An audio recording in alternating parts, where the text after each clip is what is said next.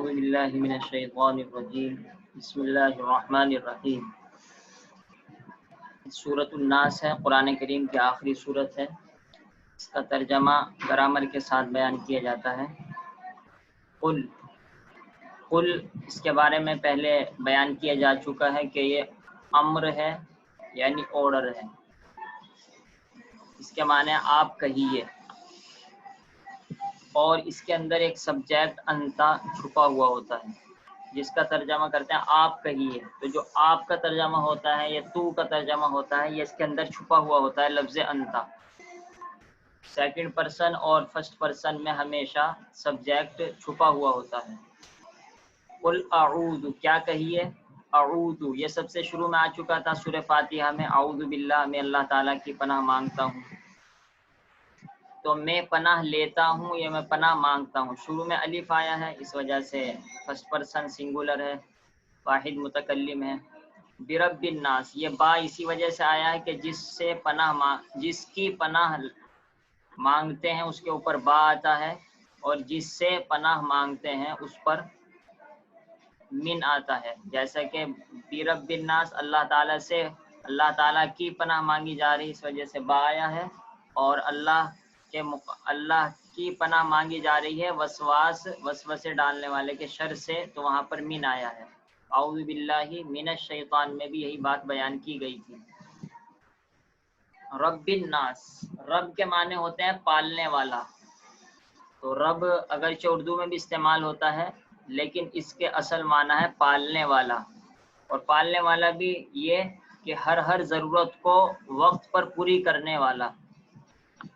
الناس، ناس کے معنی تمام لوگ، تمام لوگوں کا رب، تمام لوگوں کے رب کی پناہ لیتا ہوں میں۔ ملک الناس، یہ ملک الناس، یہ اس کے بارے میں دوسری بات بتلائی جا رہی ہے کہ ملک الناس جو لوگوں کا بادشاہ ہے۔ ملک لام پر اگر زیر پڑھتے ہیں تو ہوتا ہے بادشاہ، اور اگر لام پر زبر پڑھتے ہیں تو ہوتا ہے ملک، فرشتہ۔ تو یہ عربی میں فرق رہتا ہے، اس وجہ سے زبر زیر کا خاص خیال رکھنا چاہیے۔ ملک الناس، لوگوں کا بادشاہ۔ الہ کہتے ہیں معبود کو، اسی وجہ سے کلمے میں آتا ہے لا الہ الا اللہ، کوئی بھی عبادت کے لائق نہیں مگر اللہ کے، سوائے اللہ کے۔ تو الہ کہتے ہیں جو عبادت کے لائق ہو، جس کی عبادت کی جاتی ہو۔ تو الہ الناس جو لوگوں کا معبود ہے کہ لوگ اس کی عبادت کرتے ہیں۔ تو اب تک یہ 3 آیتوں میں یہ بات بیان کی گئی کہ کس کی پناہ لیتے ہیں۔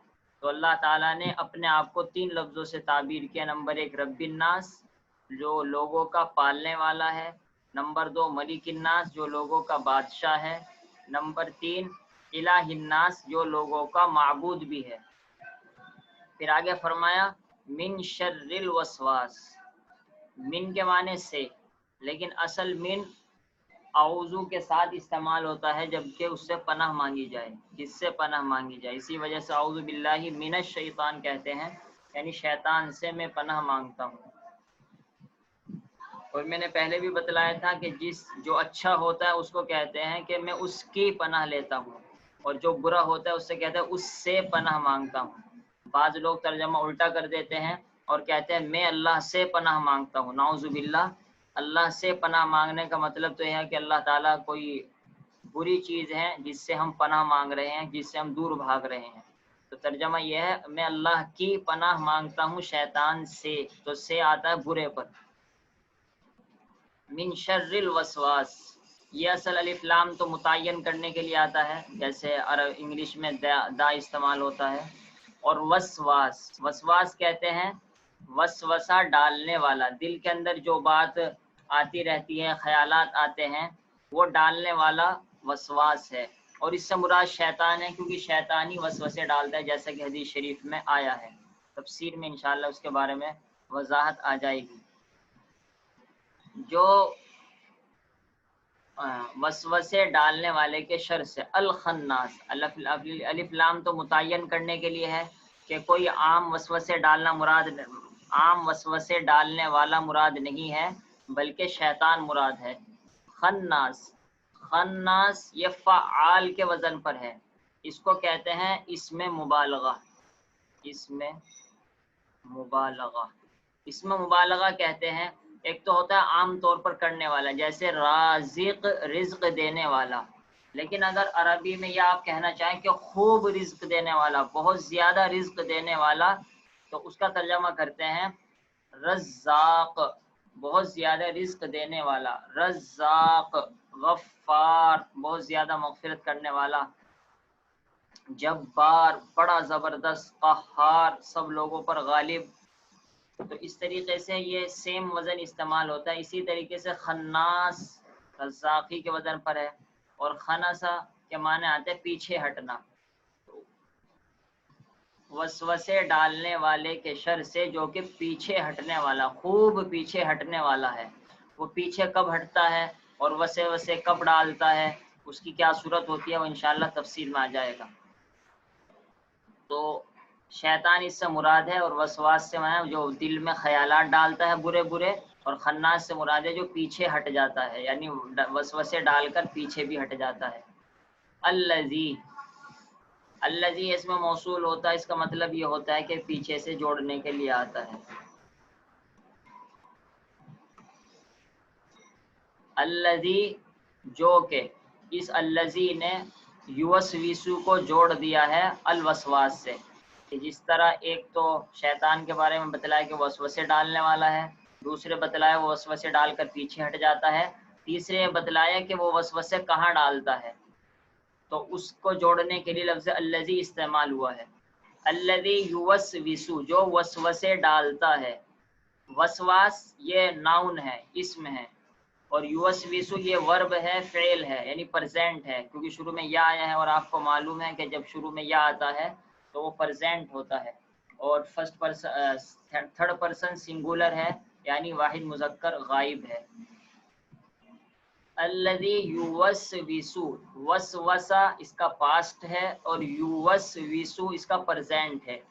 وسوسہ جو وسوسے ڈالتا ہے، فی کہاں ڈالتا ہے، صدور، صدور یہ جمع یعنی پلورل ہے، اور اس کا سنگولر ہے صدر، اس کے معنی ہوتے ہیں سینہ، لیکن مراد یہاں پر دل ہے، کیونکہ جو شیطان وسوسے ڈالتا ہے وہ ظاہر سی بات ہے دل ہی میں ڈالتا ہے، تو صدور کے معنی تو ہے سینہ، سینے، اور اس کا سنگولر واحد ہے صدر، لیکن اس سے مراد ہے دل، جو وسوسے ڈالتا ہے لوگوں کے سینوں میں، اور یہ بھی ترجمہ کر سکتے ہیں جو وسوسے ڈالتا ہے لوگوں کے دلوں میں، کیونکہ مراد دل ہے۔ اس سے آپ کو یہ بھی معلوم ہوگا جو ترجموں میں فرق ہوتا ہے وہ اس وجہ سے ہوتا ہے۔ تو بہت سے علماء ترجمہ بالکل لفظ بلفظ کر دیتے ہیں، ورڈ بائی ورڈ کر دیتے ہیں، تو لوگوں کے سینوں کا ترجمہ کریں گے، اور بہت سے علماء یہ سمجھتے ہیں کہ جب سینوں سے مراد دل ہے، کیونکہ وسوسے دل ہی میں ڈالے جاتے ہیں، تو وہ ترجمہ لوگوں کے دلوں میں کر دیتے ہیں۔ تو حقیقت میں یہ ترجمے کا اس وجہ سے فرق پڑتا ہے، اور یہ مطلب نہیں ہے کہ وہ غلط ترجمہ کر رہے ہیں۔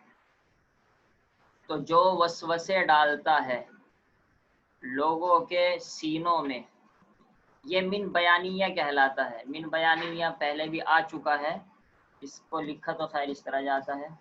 من بیانیہ کا مطلب یہ ہوتا ہے کہ پہلے ایک بات آئی، اس کی وضاحت کرنے کے لیے، اس کی وضاحت کرنے کے لیے دوسرا لفظ ہم کو استعمال کرنا ہے، جیسا کہ الذی آیا، الذی یوسوس فی صدور الناس، کہ وہ وسوسے ڈالتا ہے لوگوں کے سینوں میں۔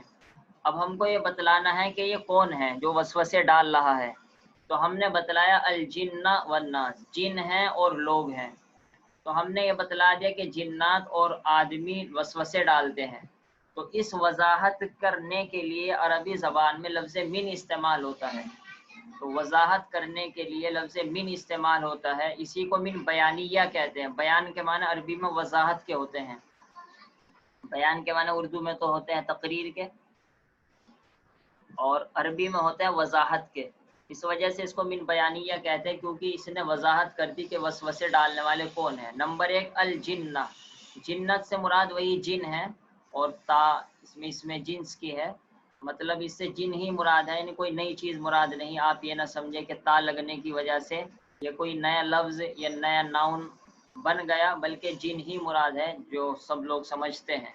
تو من الجنتی یعنی، من کا ترجمہ ہم کریں گے یعنی، کیونکہ من نے وضاحت کی ہے۔